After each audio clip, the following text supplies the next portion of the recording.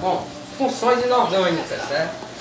Nesse conceito introdutório de funções inorgânicas, nós vamos introduzir ácidos e bases, porque funções inorgânicas, existem várias funções inorgânicas, mas a gente só utiliza as 4 principais funções inorgânicas, que são o quê?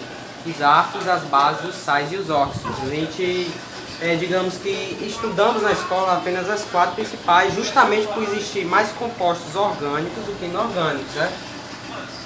Bom, e o primeiro pensamento do homem em relação à diferença da química inorgânica pela química orgânica, o primeiro pensamento do homem era de que um composto orgânico vinha de um ser vivo. Sim. É de que o composto orgânico ele vinha de um ser vivo, né? Podia ser uma árvore, um animal, né? Podia ser vegetal ou animal. E inorgânico podia vir de pedras, rochas, a água, etc, etc. Né? Os minerais. Com o aperfeiçoamento desse estudo, descobriu-se que os compostos orgânicos, né? As moléculas orgânicas, elas tinham uma coincidência entre si, né?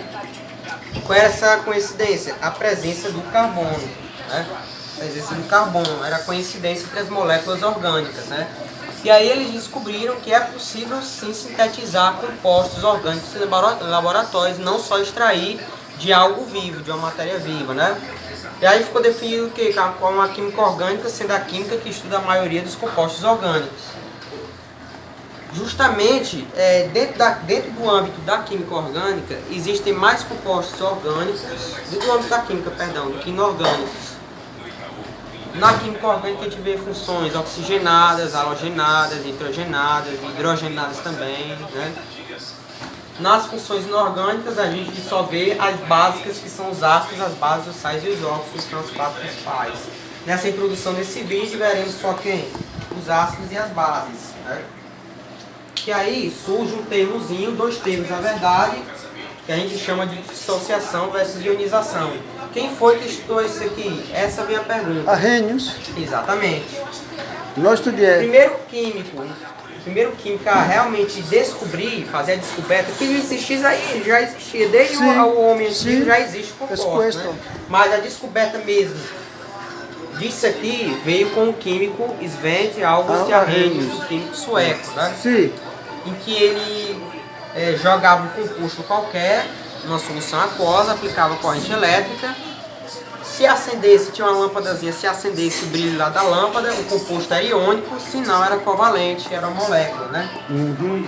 E aí que vem essa diferença quando ele pegou um grupo de moléculas que dissolvidas em água conduziam corrente elétrica, os ácidos, né? Sim. Ele ficou surpreso ao ver que essas moléculas, compostos formados por ligações covalentes, né? Lembra? A metal com a metal, compartilhamento de elétrons, ligações covalentes, né? Esses compostos, eles conduziam corrente elétrica em solução aquosa, em água, né? O sal de cozinha com água. Esses compostos, ou seja, eles sofriam ionização, que é o quê? Eles liberavam íons acontece em compostos covalentes, moléculas, quando são separados em íons numa solução aquosa, né? Onde não existiam íons, eles eram formados por ligação covalente, não íons, né? A dissociação acontece quando? Acontece quando o composto iônico é separado em íons numa solução aquosa. Isso é natural no composto iônico, porque ele já era feito por íons, né? A ionização acontece com moléculas devido à diferença de eletronegatividade entre os átomos. E o ácido? Aí, quando a água penetra, acontece essa separação em íons, né, que antes não existiam. No caso aí, esse grupo de moléculas que sofre ionização em água são os ácidos, né? Os ácidos de Arrhenius, né? E de acordo com a definição do mesmo, é uma molécula que dissolvida em solução aquosa libera o cátion H+, como um único cátion, né? Sim. O sal de cozinha com a água, H+. Ele vai sempre liberar a fórmula geral de um ácido, essa aqui, ó. Sendo que em água, aqui não dá para fazer aqui, mas eu vou fazer aqui separado. Em água, ele sempre vai liberar H+. A quantidade de H+ liberados em água vai ser a quantidade de elétrons que meu ânion vai receber. Vai sempre H+ e um ânion qualquer. Ele vai liberar em água, tá entendendo? Então é aquele composto que libera H+ em água. Exemplo muito comum de ácido que a gente tem no dia a dia, ácido clorídrico, que é o HCl, também conhecido como ácido muriático. Muriático. Né? É um ácido muito comum que vem na É um maioria genérico, ácido muriático é um genérico É. dele. Exatamente, que vem na maioria dos É ácido supermercados. clorídrico, eles chamam de ácido muriático, para ácido muriático, sintetizar. ácido clorídrico, né? E aí o que vem a ser as bases. bases? As bases vêm a ser compostos iônicos, que também é uma definição de arrênios, que dissolvidos em solução aquosa em água liberam o ânion OH-, a hidroxila, É diferente, né? toxina. Com um único ânion. Exemplo muito comum de base. Vou ter que apagar esse lado aqui.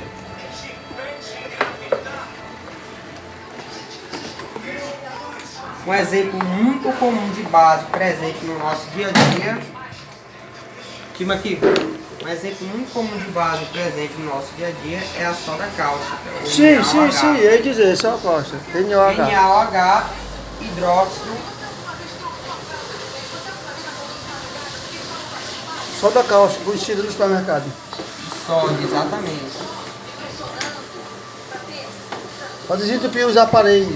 Exatamente, ele serve justamente para reagir com as gorduras, né? E se dissolve em água. As borras de gordura que fica nos esgotos E ele e forma dissolve, sabão, né? é. E dissolve em água, liberando Na+, e OH-. Aí assim as gorduras que ficam presas no cano, nos tubos, ela A quantidade na hidroxila, percebe que a quantidade de OH- liberado na base vai ser a quantidade de elétrons que o meu cátion vai perder, né? Perder um elétron, cátion Na, o cátion sódio, então eu vou ter só hidroxila. Tem só hidroxila e perder só elétron, né? Um exemplo de base muito comum dentro do âmbito da química, né? Deixou esse vídeo aqui. Nas próximas aulas eu vou mostrar os sais e os óxidos, classificação dos ácidos quanto ao número de hidrogênios, classificação das bases quanto ao número de hidroxilas, né? As nomenclaturas, eu vou mostrar bem direitinho as nomenclaturas deles, né? O grau de ionização dos ácidos, o grau de dissociação das bases, né? Que é quando ele sofre dissociação e ionização em água, né? Enfim, isso aqui é um conteúdo, né? Um pouco extenso, mas não tão extenso quanto outros conteúdos da química, né?